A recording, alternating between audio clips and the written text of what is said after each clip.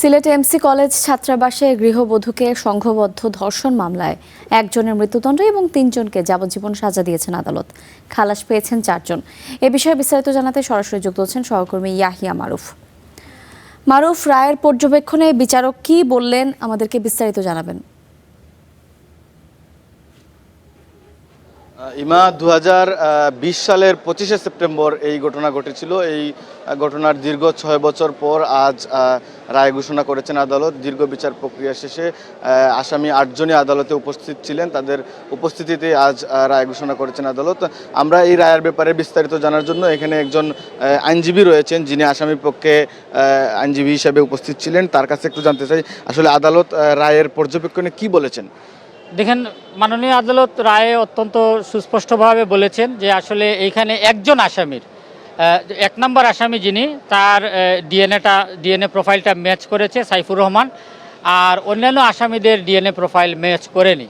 এবং এরপরও মাননীয় আদালত যেহেতু এটা অত্যন্ত চাঞ্চল্যকর একটি ঘটনা এবং যেহেতু এই মামলাটার ব্যাপারে সারা সিলেট তথা সারা বাংলাদেশের মানুষ আগ্রহ করে এটা দেখছেন, যার কারণে মাননীয় আদালত ওনার অবস্থান থেকে চেষ্টা করেছেন যে সর্বোচ্চ সাজা দেওয়ার।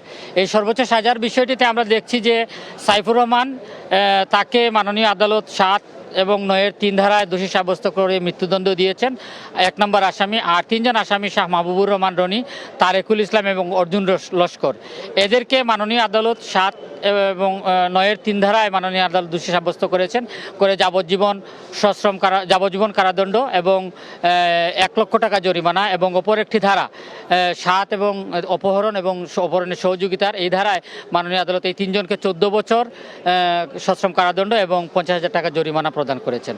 আর অন্য 4 জন আসামি আইনুদ্দিন, আইনুল, মিসবাহুল ইসলাম রাজন, রবিউল হাসান এবং মাহফুজুর রহমান মাসুমকে মাননীয় আদালত খালাস প্রদান করেছেন।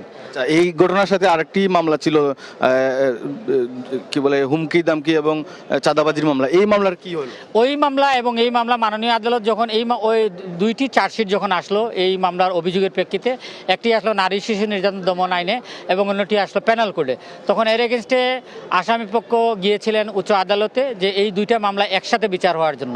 তখন মাননীয় উচ্চ আদালত, হাইকোর্ট বেঞ্চ, মাননীয় আদালত নির্দেশ দিয়েছেন যে 2টি মামলা অ্যানালগাসলি অর্থাৎ একই সাথে বিচার হওয়ার জন্য, যার প্রেক্ষিতে উভয় মামলাটি অ্যানালগাস বিচার হয়েছে।